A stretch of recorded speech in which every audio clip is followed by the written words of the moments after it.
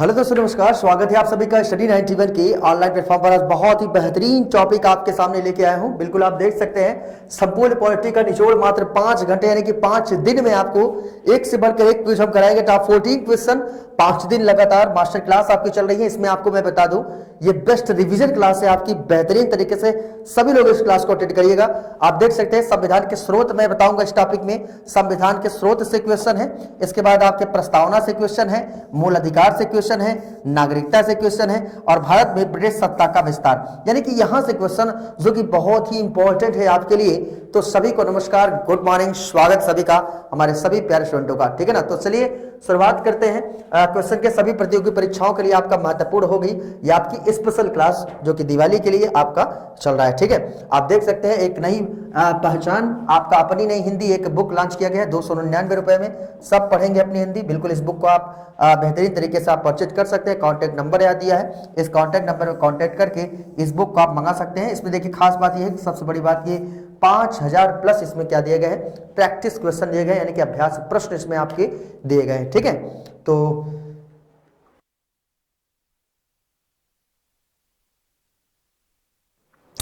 चलिए देखिए अगला क्वेश्चन। देखिए क्वेश्चन नंबर फर्स्ट आपके स्क्रीन के सामने आ चुका है, बहुत ही शानदार तरीके से हमारे सभी प्यारे स्टूडेंटों का। तो बेहतरीन तरीके से सभी लोग जवाब दीजिएगा। ठीक है, तो ये क्या कह रहा है भैया, इसको आप ध्यान से देखिए। ये क्या कह रहा है, कह रहा है निम्नलिखित में से किस वाद में भारतीय संविधान के मूलभूत ढांचे की अवधारणा प्रतिपादित की गई है। ठीक है, रिवीजन कर रहे थे कि हम लोगों ने डिटेल में चैप्टर वाइज हम लोग जो डेली 1 बजे जो हमारी क्लास चलती है, 1 बजे क्लास को सभी लोग अटेंड कर रहे हैं बेहतरीन तरीके से, और चैप्टर वाइज चैप्टर हमने बता भी रहे हैं। ठीक है ना, तो इसका हम लोग क्विज सॉल्व करते हैं। ठीक है, तो बेहतरीन तरीके से देखिएगा। इसमें कह रहा है आपका किस वाद में भारतीय संविधान के मूलभूत ढांचे की अवधारणा प्रतिपादित की गई है। कह रहा इंदिरा साहनी वाद है, शंकरी प्रसाद का वाद है, रुद्र शाह का वाद है, या इनमें से कोई नहीं। फटाफट कमेंट करके बताइएगा और आप अपने से प्रैक्टिस करिएगा और बताइए कौन सा वाद है। ठीक है ना, तो किस वाद में भारतीय संविधान के मूलभूत ढांचे की अवधारणा प्रतिपादित की गई है, तो आप इसको जरूर से जरूर आप याद रखिएगा। इसमें देखिए मूलभूत ढांचे की अवधारणा तो भैया इनमें से कोई नहीं हो जाएगा। क्या इनमें से कोई नहीं, क्योंकि आप जानते हैं कि जो मूलभूत ढांचे की अवधारणा है ये आपका एक वाद आया था, केशवानंद भारतीवाद। कौन सा, केशवानंद भारतीवाद। ठीक है, तो बिल्कुल याद रखिएगा कौन सा वाद है आपका, केशवानंद भारतीवाद। और केशवानंद भारतीवाद की बात करेंगे, इस वाद में भारतीय संविधान के मूलभूत ढांचे की अवधारणा जो है ये आपकी क्या की गई है, प्रतिपादित किया गया मेरे प्यारे भाई। इसको आप जरूर से जरूर आप याद रखिएगा। ठीक है, चलिए अच्छा, केशवानंद भारतीवाद की बात करेंगे। केशवानंद भारतीवाद, और ये जो केशवानंद का अभी हाल ही में करंट में याद रखिएगा, केशवानंद भारती जी का अभी हाल ही में मृत्यु भी हो गया। करंट से क्वेश्चन को रिलेट करके चीजों को हम आपको बेहतरीन तरीके से बताएंगे। ठीक है, चलिए अगला क्वेश्चन देखिए क्या कर रहा है। कह रहा है सूची फर्स्ट को सूची सेकंड से सुमेलित कीजिए तथा सूचियों के नीचे दिए गए कूट से सही उत्तर का चयन करना। मेरे प्यारे भाई क्या करना है, सही उत्तर का चयन करना है। तो देखिए सूची फर्स्ट है और ये आपका क्या है, सूची सेकंड है, ये स्रोत है और ये आपका प्रावधान है। ठीक है, तो ये देखिएगा क्वेश्चन क्या कर रहा है, आपका मौलिक अधिकार। ठीक है ना, क्या कर रहा है आपका मौलिक अधिकार। मौलिक अधिकार कहां से लिया गया है, स्रोत कहां है इसका, राज्य के नीति से तत्व दिया है, मंत्रिमंडलीय सरकार दिया है, या संघ राज्य संबंध दिया है। ठीक है ना, इसको स्रोत में आपको बताना है मैच करके चीजों को कि क्या आपका सही जवाब हो जाएगा। ठीक है, तो देखिए मौलिक अधिकार मैंने आपसे रटाया भी, आपको याद भी होगा।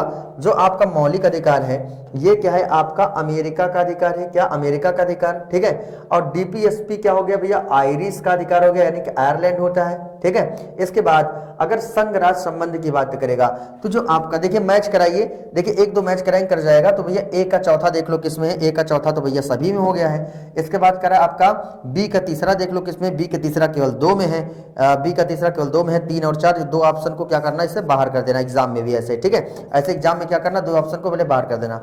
अब दोनों की टक्कर देखना कि देखो भैया एक अगर कोई मैच कर गया तो बिल्कुल भैया आपका मैच कर जाएगा। ठीक है, तो देखिए ये क्या करा आपका मंत्रिमंडलीय सरकार यानी कि ब्रिटिश संविधान। ठीक है, एक यानी कि सी का फर्स्ट देखो किसमें भैया, यही वाला है। तो बिल्कुल यही मैच कर गया आपका 3 4 1 2 है ना, 3 4 1 2, 3 4 1 2। ये क्वेश्चन इंपॉर्टेंट है, इसको रटिएगा और याद कर लीजिएगा, क्योंकि ऐसे क्वेश्चन आपके देखे थे, पेट का एग्जाम हुआ था, सारे एग्जामों में बेहतरीन तरीके से क्वेश्चन को पूछा गया था और आप लोगों ने बेहतरीन तरीके से किया भी था इसको। ठीक है, चलिए देखिए क्वेश्चन नंबर 3 आपके स्क्रीन पर आ चुका है। देखिए क्या करा है, सूची फर्स्ट को सूची सेकंड से सुमेलित कीजिए और सूचियों के नीचे दिए गए कूट से सही उत्तर का आपका चयन करना है। ये देखिए क्या करा, आपका सूची फर्स्ट दिया है और आपका क्या दिया है, सूची सेकंड दिया गया है।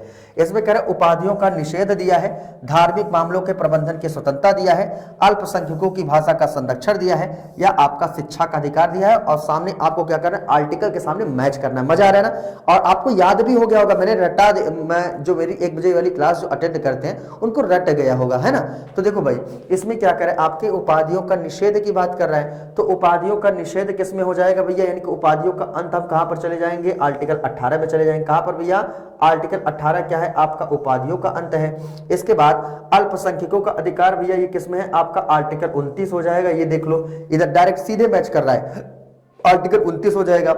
इसके बाद जो शिक्षा का अधिकार है, शिक्षा का अधिकार ये कौन सा मैच कर रहा है, आपका आर्टिकल 21 जो है शिक्षा का अधिकार है, ठीक है। इसके बाद जो है ये आपका धार्मिक मामलों के प्रबंधन की स्वतंत्रता, ये आपका कौन सा आर्टिकल भैया आपका हो जाएगा, ठीक है। ये आपका कौन सा हो जाएगा, आर्टिकल 26 हो जाएगा। कौन सा, आर्टिकल 26, ठीक है। तो क्या आपका सही जवाब हो जाएगा, देखो ए का तीसरा हो गया, ए का तीसरा हो गया, ठीक है, ए का तीसरा, और बी का चौथा, बी का चौथा, सी का पहला, और डी का दूसरा, ठीक है। तो 3 4 1 2, 3 4 1 2 देखो किसी में है, ये बिल्कुल चौथा वाला ऑप्शन 3 4 1 2, यही वाला आपका क्या हो जाएगा भैया, आपका राइट आंसर हो जाएगा। मजा आ रहा है कि नहीं। आर्टिकल 29 21 18 16, और आपको उम्मीद है ये चीजें बहुत ही बेहतरीन तरीके से समझ में आ रही होंगी, ठीक है। चलिए अगला क्वेश्चन देखिए, कह रहा है संविधान के निर्वाचन में उद्देशिका, कह रहा पूर्णतः असुसंगत है या सुसंगत है, किंतु वही जहां मूल रचना के तत्वों को जानना है, सुसंगत है किंतु केवल संविधान की भावना जानने के लिए है, या जहां कहीं किसी उपबंध का अर्थ संदिग्ध है वहां सुसंगत है। भैया बताइए संविधान के निर्वाचन में जो आपकी उद्देशिका है ये आपकी क्या है, ठीक है ना।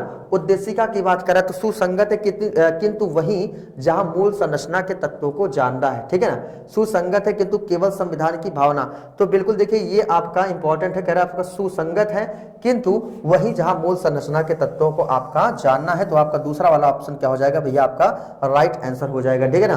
बात उद्देशिका की आ जाती है, उद्देशिका को सबसे पहले यानी कि इसको क्या कहते हैं भैया, प्रस्तावना कहते हैं। क्या बोलते हैं, प्रस्तावना कहते हैं। और इस प्रस्तावना की अगर हम थोड़ा सा बात करेंगे, इसको पेश किसने किया था भैया, पंडित जवाहरलाल नेहरू। किसने, पंडित जवाहरलाल नेहरू जी ने पेश किया था। सबसे पहले उद्देश्य प्रस्ताव को संविधान सभा के समक्ष 13 कब भैया, 13 सितंबर है ना, 13 दिसंबर 1946 को कब किया था, 13 दिसंबर 1946। तो आप याद कर सकते हैं 13 दिसंबर 1946। तो ये क्वेश्चन इंपॉर्टेंट है, इसको आप जरूर आप याद रखिएगा, ठीक है। चले आगे, कर भारतीय संविधान की प्रस्तावना को हमारे संप्रभु प्रजातांत्रिक गणतंत्र की जन्म कुंडली किसने कहा। आप देखो भारतीय संविधान की जो प्रस्तावना है इसको हमारे संप्रभु प्रजातांत्रिक गणतंत्र की जन्म कुंडली किसने कहा भाई। इसमें देखिए क्या करें, आपका पंडित जवाहरलाल नेहरू या सरदार वल्लभ भाई पटेल, BR अम्बेडकर या आपका KA मुंशी। तो बताइएगा क्या हो जाएगा भाई आपका राइट आंसर, क्योंकि इस क्वेश्चन का प्रैक्टिस हम डेली आपको कराते हैं, फुल डिटेल में चीजों को आपको पढ़ाते भी है। तो ये देखिए क्या हो जाएगा, भारतीय संविधान की प्रस्तावना को हमारे संप्रभु प्रजातांत्रिक गणतंत्र की जो जन्म कुंडली आपका किसने कहा है, तो किसने कहा मेरे प्यारे भाई, KA मुंशी ने। मैंने आपको डिटेल में चीजों को पढ़ाया है, ठीक है, प्रैक्टिस कर रहे हैं हम लोग बस। ये क्या है आपका KA मुंशी, यानी कि प्रस्तावना को हमारे संप्रभु प्रजातांत्रिक गणतंत्र की इन्होंने जन्म कुंडली कहा है। इस क्वेश्चन को याद रखिएगा, ठीक है। तो देखिए पंडित जवाहरलाल नेहरू जी की बात करेंगे, ये समिति के अध्यक्ष बनाए गए थे, आप जानते हैं संघ शक्ति समिति के अध्यक्ष, ठीक है ना, संघ शक्ति समिति के अध्यक्ष थे, संघ शक्ति समिति के अध्यक्ष, ठीक है ना, संघ शक्ति समिति के अध्यक्ष ये आपके पंडित जवाहरलाल नेहरू, ठीक है। इसके बाद वल्लभ भाई पटेल की बात करेंगे, वल्लभ भाई पटेल ये आपके मौलिक अधिकारों वाले समिति के अध्यक्ष, ठीक है ना, मौलिक अधिकारों वाले समिति के अध्यक्ष, मौलिक अधिकारों वाले भाग के समिति के अध्यक्ष, ठीक है ना, मौलिक अधिकारों यानी कि वल्लभ भाई पटेल की बात करें तो मौलिक अधिकारों यानी कि मौलिक अधिकार के विचार की बात करें सरदार वल्लभ भाई पटेल, ठीक है, ये आप याद रखिएगा, यानी कि मौलिक अधिकारों वाले समिति के अध्यक्ष, समिति के अध्यक्ष, ठीक मेरे प्यारे भाई। फिर देखिए ये आपका BR अम्बेडकर, ये क्या थे आपके प्रारूप समिति के अध्यक्ष, प्रारूप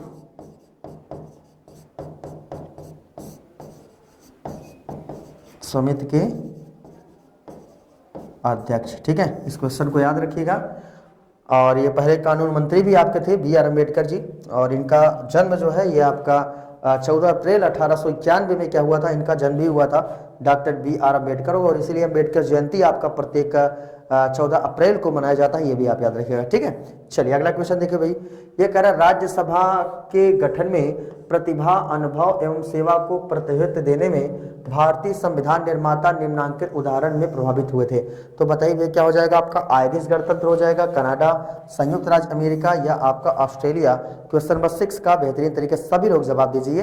तो बिल्कुल हम आपको बताना चाहते हैं, इसमें देखिए राज्यसभा के गठन में प्रतिभा, अनुभव, सेवा को प्रतिनिधित्व देने के भारतीय संविधान निर्माता उदाहरण प्रभावित करता है। तो भैया आपका क्या हो जाएगा, ये राज्यसभा की बात करेगा तो आयरिश संविधान, आयरिश गणतंत्र हो जाएगा। क्या भैया, आयरिश गणतंत्र। ठीक है, क्या हो जाएगा, आयरिश गणतंत्र। आयरिश मतलब इसको क्या कहते हैं, आयरलैंड है। क्या, आयरलैंड, आयरलैंड। यहां से क्वेश्चन को आप याद कर लेना। ठीक है, आयरलैंड से क्या और लिया गया आपका, DPSP। क्या, DPSP भी आपका कहां से लिया गया, आपका आयरलैंड से लिया गया। ठीक है, चलो अगला क्वेश्चन देखो भाई क्या कर रहा है। भारतीय संविधान की प्रस्तावना में निम्नलिखित में से किस स्वतंत्रता का वर्णन नहीं है। ये कह रहा है प्रस्तावना में निम्नलिखित में से किस स्वतंत्रता का वर्णन नहीं भैया, तो विचार की स्वतंत्रता, विचार प्रकट करने की स्वतंत्रता, विश्वास की, लेकिन जो आर्थिक स्वतंत्रता है ना, ये आर्थिक स्वतंत्रता ये आपका नहीं है। तो यहाँ से क्वेश्चन को आप जरूर याद रखिएगा, क्योंकि प्रस्तावना वाली बात है भाई, प्रस्तावना से आपका क्वेश्चन बन सकता है। ठीक है, चलिए नेक्स्ट क्वेश्चन देखिए। अगला क्वेश्चन क्या कर रहा है भैया, भारतीय संविधान के सन्निहित मूल अधिकारों की अवधारणा किस देश के संविधान से ग्रहण की गई है। मूल अधिकारों की बात करेगा भैया तो हम क्या बता देंगे, संयुक्त राज्य अमेरिका। कहां से, संयुक्त राज्य अमेरिका से मूल अधिकारों की अवधारणा यानी कि आपकी लिया गया है। ठीक है, तो देखिए जो आपका मूल अधिकार है, मूल अधिकार, इससे क्वेश्चन देखते हैं कितने क्वेश्चन हमारे बनते हैं। ठीक है, तो जो मूल अधिकार है ये आपका अगर बात करेंगे, मूल अधिकार आपके संविधान के किस भाग में है, भाग 3 में। किसमें, भाग 3 में क्या है आपके मूल अधिकार है। और आर्टिकल 12 से 35, आर्टिकल 12 से 35 तक क्या है भैया आपके, ये मूल अधिकार है। ठीक है, और लिया कहां से गया था आपका, अमेरिका से, अमेरिका से लिया गया था। ठीक है, यहां से क्वेश्चन याद करना मेरे प्यारे भाई, मूल अधिकारों की संख्या कितनी है, ऐसे याद करो, मूल अधिकारों की संख्या कितनी है आपकी, 6 है। कितने, 6 है। पहले कितना था, पहले अगर पहले पूछेगा तो आप क्या बताएंगे, पहले 7 था। क्या, पहले 7 था। ठीक है, तो एक संशोधन हुआ था, आपको बिल्कुल पता होगा, 7वां वाला कौन सा था आपका मौलिक अधिकार में, आपका संपत्ति का अधिकार। ठीक है, संपत्ति का अधिकार, संपत्ति का अधिकार। ठीक है, संपत्ति का अधिकार, ये पहले आर्टिकल 19(1)(6) में था ये। ठीक है, याद करिएगा, जो आपका क्या है, संपत्ति का अधिकार। यहां पर मैं सही से लिख देता हूं, संपत्ति का अधिकार। ठीक है, संपत्ति का अधिकार।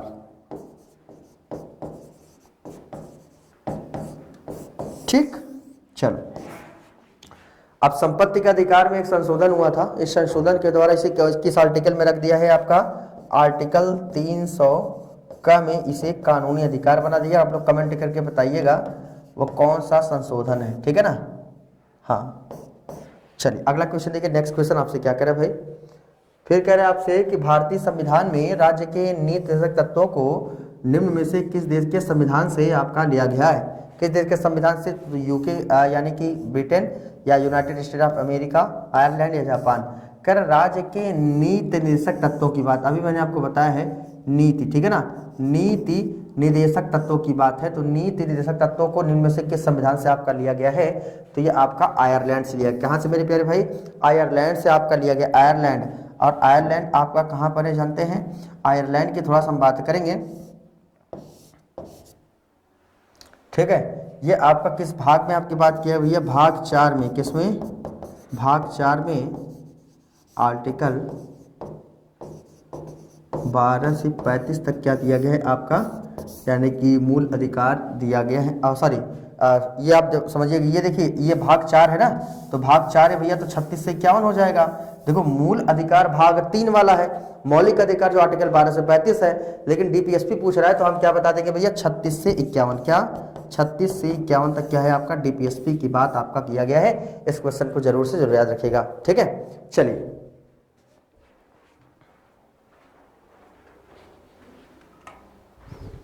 अगला क्वेश्चन देखिए, अगला क्वेश्चन क्या कह रहा है। इससे पहले आप देख सकते हैं वीडियो की एग्जाम बिल्कुल आप टॉप 15 मॉक टेस्ट आप देना चाहते हैं बिल्कुल दे सकते हैं विद वीडियो सॉल्यूशन।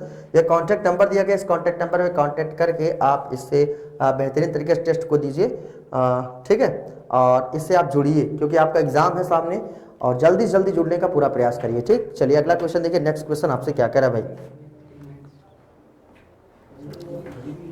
चलिए अगला क्वेश्चन देखिए क्या कह रहा है। ये कह रहा है सूची फर्स्ट को सूची सेकंड से सुमेलित कीजिए और दिए गए कोड में से सही उत्तर को आपको चिन्हित करना है, ठीक है। ये कह रहा है संवैधानिक प्रावधान दिया है और आपका दिया है स्रोत दिया है, कहां से आपका ये लिया गया, किस देश से ये स्रोत आपके लिए गए हैं, ठीक है। तो आप बिल्कुल देखिए, कह रहा आपका मौलिक अधिकार दिया है, राज्य के नीति निषेध तत्व दिया है, मंत्रिमंडलीय सरकार दिया या संघ राष्ट्र संबंध दिया है, ठीक है। तो जो मौलिक अधिकार दिया गया ये आपका कहां से दिया है भैया, अमेरिका का क्या है एक अधिकार पत्र है, ठीक है, ये भी आपको पता होगा।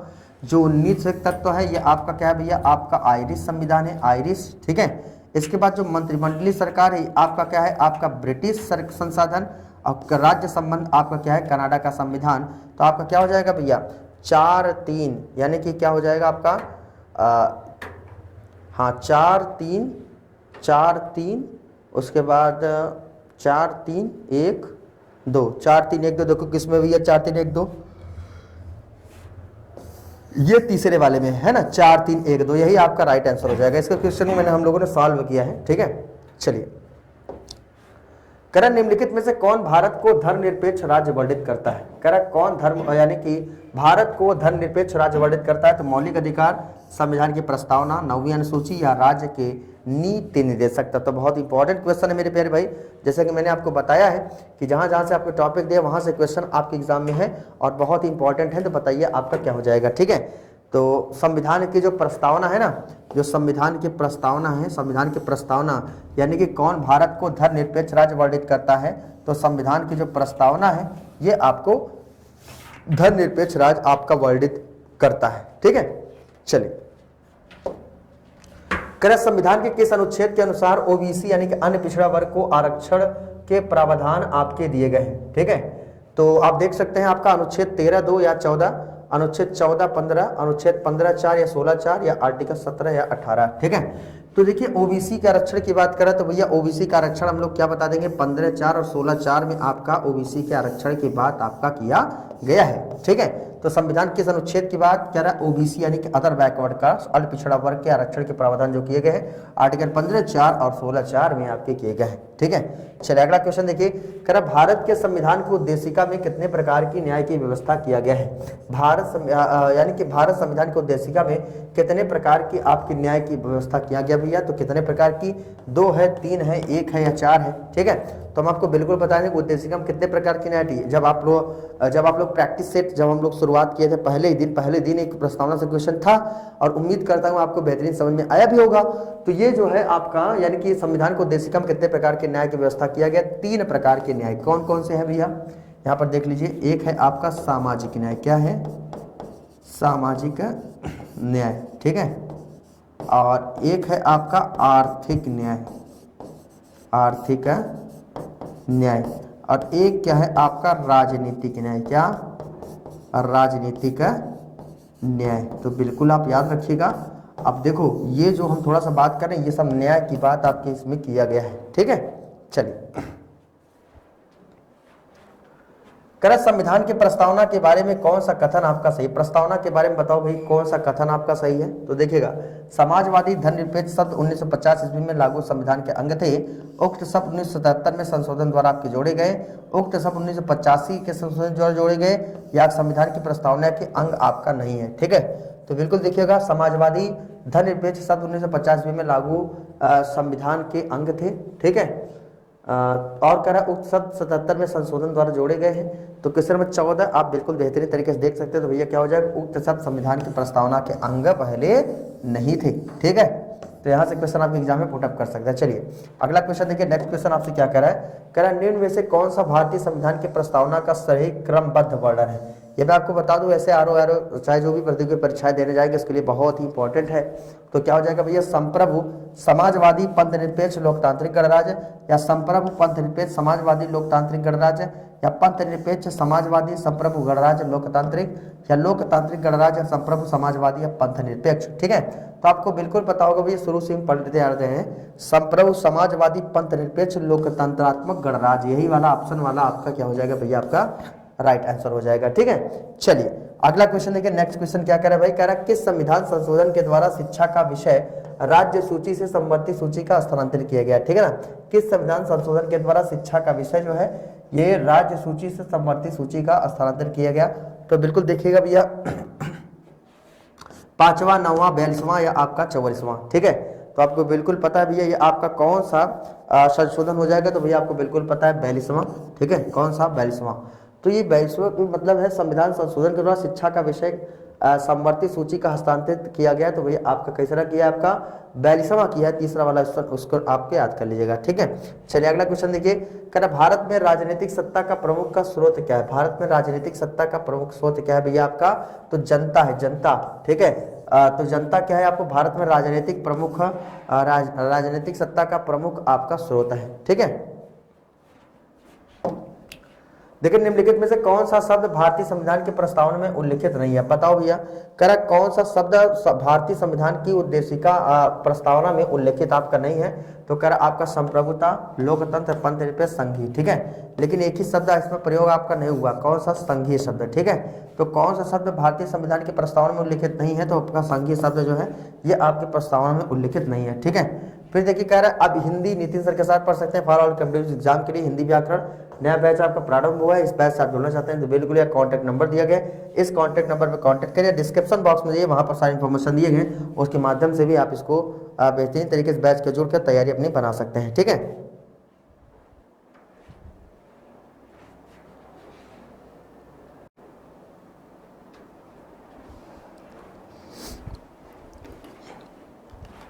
तो देखिए ये क्वेश्चन आपसे क्या कह रहा है, कह रहे भाई थोड़ा सा अगला क्वेश्चन देखिए। नेक्स्ट क्वेश्चन आपसे क्या कह रहा है भाई, नेक्स्ट क्वेश्चन की तरफ चले। क्वेश्चन देखिए क्या कह रहा है कि भारत में, क्वेश्चन नंबर 19 देखिए क्या कह रहा है कि भारत में लौकिक सार्वभौमिकता है क्योंकि संविधान की प्रस्तावना आरंभ होती है। बताइए भारत में क्या है, लौकिक सार्वभौमिकता है क्योंकि संविधान की प्रस्तावना आरंभ होती है। कैसे, प्रजातांत्रिक भारत शब्दों से, या जनता के जनतंत्र शब्दों से, जनता के लोकतंत्र शब्दों से, या हम भारत के लोक शब्दों से। बताइए, अब बहुत हीटेड क्वेश्चन है यार, ये आप नहीं बता पाओगे तो कौन बताएगा।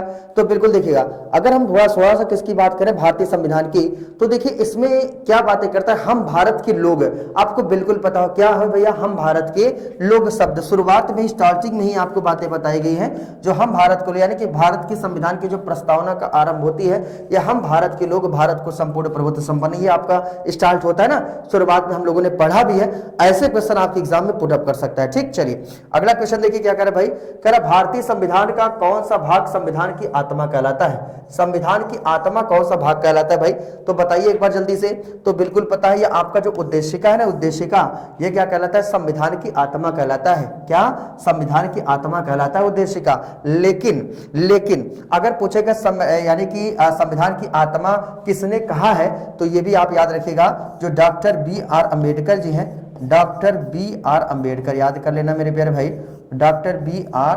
अम्बेडकर की बात करेंगे, अम्बेडकर, और डॉक्टर B.R. अम्बेडकर जी क्या किए हैं भैया, यानी कि इनको क्या कहा जाता है, संविधान की आत्मा कहते हैं भैया, प्रस्तावना या उद्देशिका को। ठीक है, चलिए यह कह रहा है निम्नलिखित राजनीतिक दलों पर विचार कीजिए और उन्हें उनकी स्थापना के कालक्रमानुसार व्यवस्थित कीजिए। कह रहा है बहुजन समाज पार्टी, या आपका समाजवादी पार्टी, या आपका तेलुगु देशम पार्टी, या ऑल इंडिया तृणमूल कांग्रेस। ठीक है ना, अब इसको मैच करना है, बताना है कि स्थापना मतलब सबसे पहले स्थापना किस किस आपके राज्य में, यानी कि किस पार्टी की सबसे पहले स्थापना हुआ था। क्वेश्चन नंबर 21 आप देख सकते हैं, बहुत इंपॉर्टेंट क्वेश्चन आपके एग्जाम के लिए। ठीक है, तो क्या हो जाएगा भैया, सबसे पहले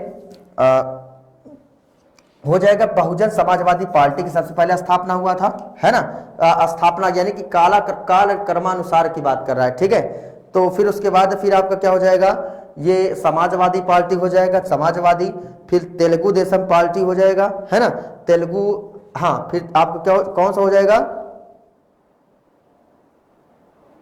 इसको सही करिए। देखें इसको मैच करने के लिए भैया आपका दिया है क्वेश्चन नंबर 21 आप देख सकते हैं, तो आपका क्या हो जाएगा 3 1 2 4 को सही कर लीजिएगा, 3 1 2 4, ठीक है 3 1 2 4, 3 हो गया पहला, ठीक है 3 1 उसके बाद 2, ठीक है फिर 4, ये आपका बिल्कुल सही हो जाएगा। तो सबसे पहले आपका तेलुगु देशम पार्टी, ठीक है उसके बाद आपका क्या है 1 2, फिर बहुजन समाजवादी पार्टी, समाजवादी पार्टी, फिर आपका ऑल इंडिया तृणमूल कांग्रेस, ठीक है 3 1 2 4। चलिए अगला क्वेश्चन देखिए, सुमेलित करना क्या केंद्र सूची, और ये आपका केंद्र सूची, राज्य सूची, समवर्ती सूची, अवशिष्ट विषय। देखिए एक वीडियो में बेहतरीन आपका रिवीजन हो रहा है और गारंटी देता हूं जो इसको क्वेश्चन को करेगा बेहतरीन आपका रिवीजन हो जाएगा, ठीक है।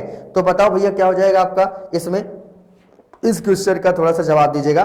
तो देखिए केंद्र सूची की बात करेंगे, आपका क्या है भैया आपका जनगणना है, ठीक है। इसके बाद फिर आपका कह रहा है राज्य सूची में पुलिस और सार्वजनिक सेवा व्यवस्था आ जाएगा। फिर कह रहा है आपका समवर्ती सूची, ठीक है ना सी। फिर कह रहा है आपका समवर्ती सूची, तो अब जनसंख्या नियंत्रण परिवार नियोजन हो जाएगा। अवशिष्ट विषय अंतरिक्ष अनुसंधान। याद आया, बहुत ही मजा आ रहा होगा, ठीक है। ऐसे क्वेश्चन को हम प्रैक्टिस केवल कर रहे हैं और प्रैक्टिस के द्वारा हम बेहतर से बेहतर चीजों को कर सकते हैं। तो भैया option number is the right answer, 3 1 4 2 क्या हो जाएगा आपका सही जवाब हो जाएगा, ठीक है।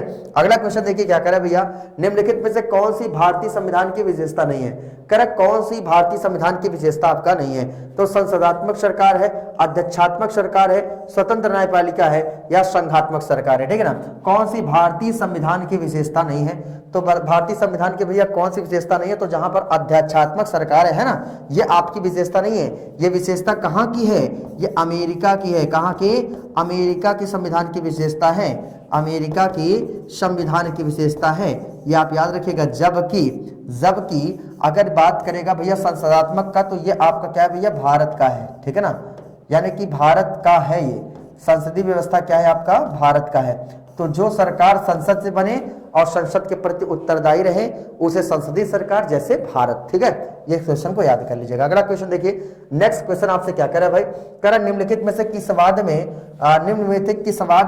उच्चतम न्यायालय ने धारणा प्रस्तुत की कि उद्देशिका संविधान का भाग है, ठीक है ना, उद्देशिका संविधान का भाग है। तो मैं आपको बता दूं एक वाद आया था, इस क्वेश्चन का थोड़ा सा देखिएगा, एक वाद आया था, इस वाद को बेहतरीन तरीके से इसके ऊपर थोड़ा सा हम लिख देते हैं चीजों को, ठीक है। उस वाद का नाम है भैया, वाद का नाम क्या है, यानी कि किस प्रस्तुत उद्देशिका संविधान का वाद आया, ठीक है ना, भाग है। तो आपका किस वाद में ये बातें आपका किया गया, तो आपको बिल्कुल पता मेरे प्यारे भाई, इसका नाम क्या है, केशवानंद भारती वाद है, ठीक है ना।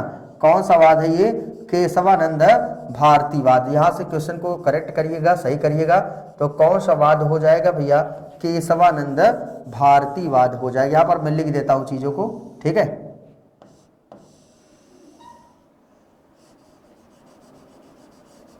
केशवानंद भारती वाद, ठीक है, यहां पर मैं लिख देता हूं।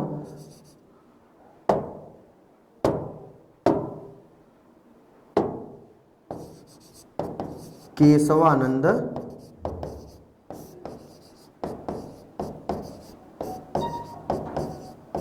भारतीवाद, ठीक है। यहां से क्वेश्चन आपके एग्जाम में पूछ सकता है, तो भैया जरूर से जरूर याद रख लेना। और ऑप्शन नंबर ए क्या हो जाएगा, इसीलिए आपका राइट हो जाएगा, ठीक है ना, केशवानंद भारतीवाद।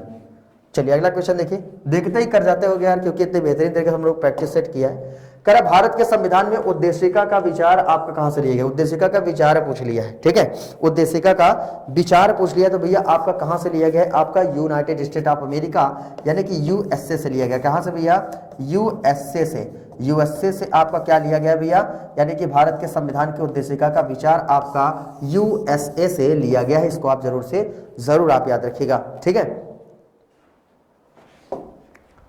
कर संविधान के निम्नांकित में से किस प्रावधान के अंतर्गत भारतीय संसद को नया राज्य बनाने का अधिकार है। भारतीय संसद को नया राज्य बनाने का अधिकार है मेरे प्यारे भाई, आप क्या बताओगे। जो आपका आर्टिकल 3 है, आर्टिकल 3 किसकी बात करता है, आर्टिकल 3 ये करता है आपका, यानी कि भारतीय संसद को नया राज्य बनाने का क्या कर देता है भैया, आपका अधिकार देता है आर्टिकल 3। इसको आप जरूर से जरूर याद रखिएगा, ठीक है।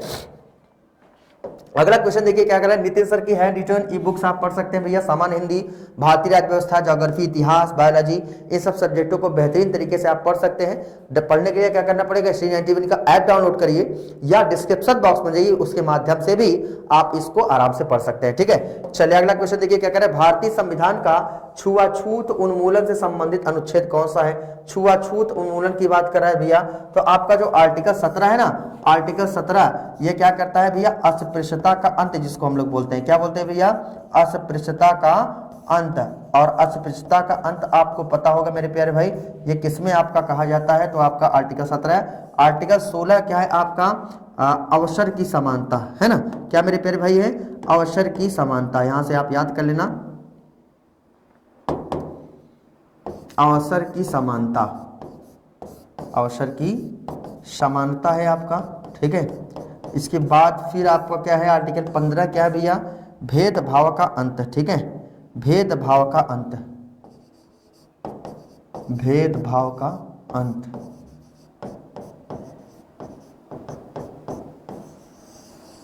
ठीक।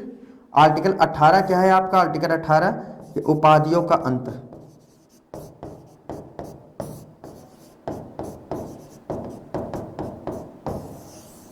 ठीक, तो बताओ क्वेश्चन कहीं से जाएगा? कहीं से नहीं जाएगा, बस प्रैक्टिस आप लगातार हमारे साथ करते रहिए और मजा तो खूब आ रहा होगा भाई, ठीक है। चलो अगला क्वेश्चन देखो भाई, नेक्स्ट क्वेश्चन आपसे क्या करे भाई? कह रहा भारतीय संविधान के निम्नलिखित में से किस अनुच्छेद में यह व्यवस्था की गई है कि सभी अल्पसंख्यकों को अपनी रुचि की शिक्षण संस्थाओं की स्थापना व प्रशासन का अधिकार होगा भैया?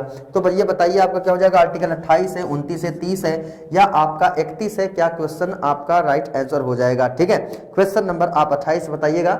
इसमें देखिए आप जो अल्पसंख्यकों की बात कर रहा है, यानी कि सभी अल्पसंख्यकों को अपनी रुचि की शिक्षण संस्थाओं की स्थापना व प्रशासन का जो अधिकार होगा वो कौन सा है भैया? आर्टिकल 30 है। कौन सा? आर्टिकल 30 ये बातें आपकी करता है, आप जरूर से जरूर याद रखिएगा, ठीक है। यहां से क्वेश्चन आपके एग्जाम में पुटअप कर सकता है, ठीक।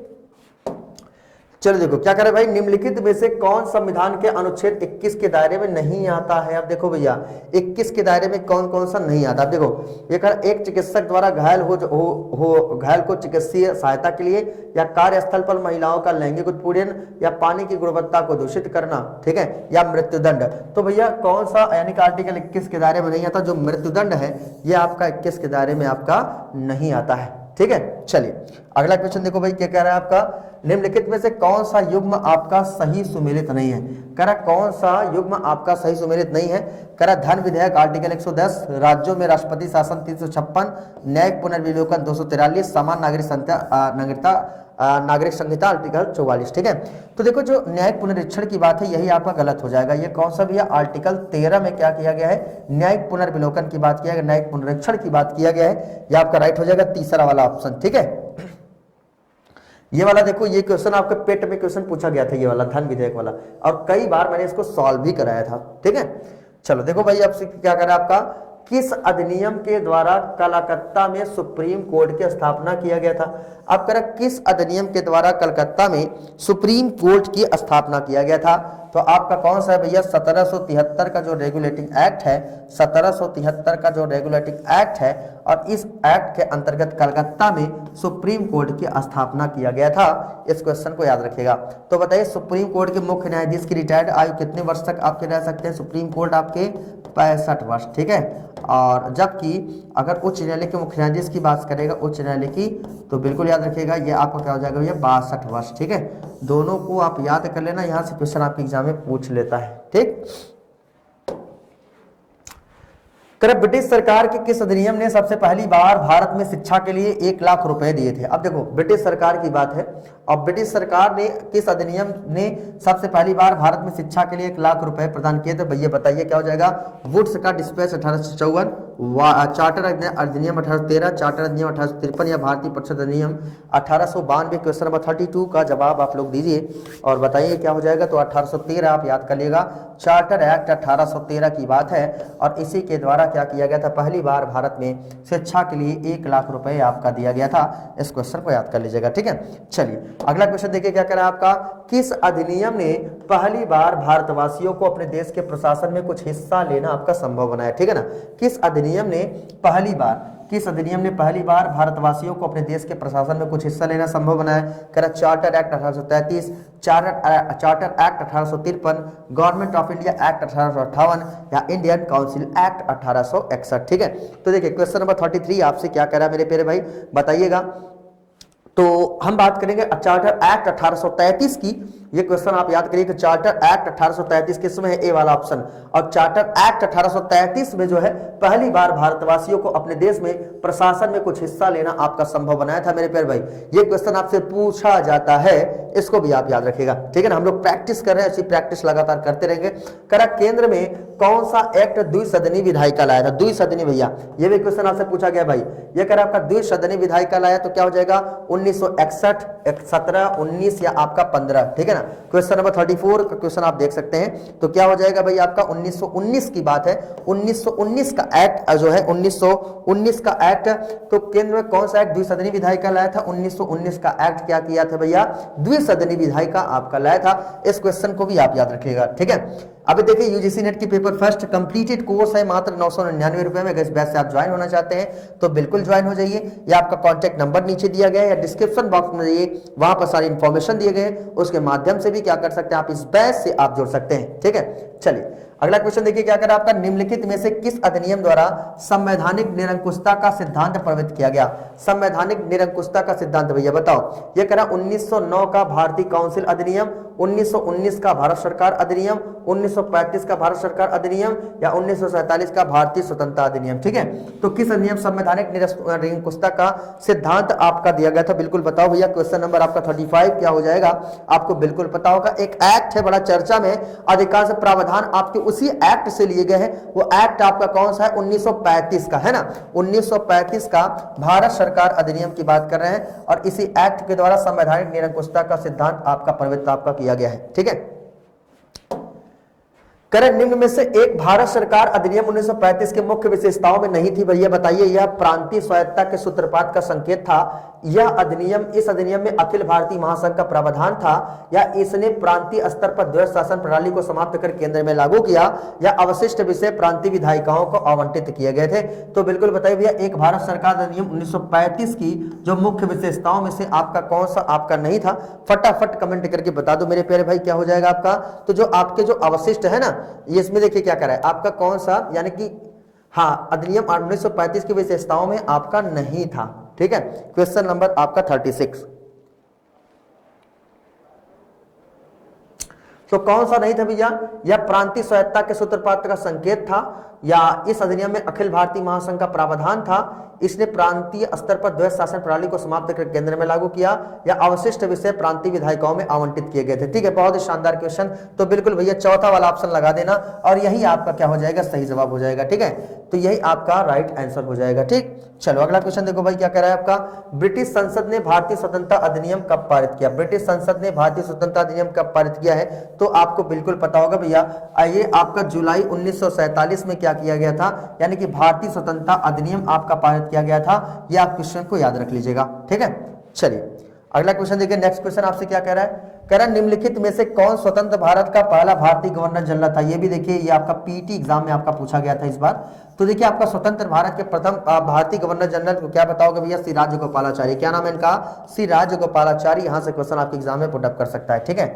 अगला क्वेश्चन देखिए, भारतीय संविधान के अंतर्गत प्रथम आम चुनाव आपका कब हुआ था, प्रथम आम चुनाव। तो प्रथम आम चुनाव भैया कब हुआ था, आपका 1952 में हुआ था, ठीक है।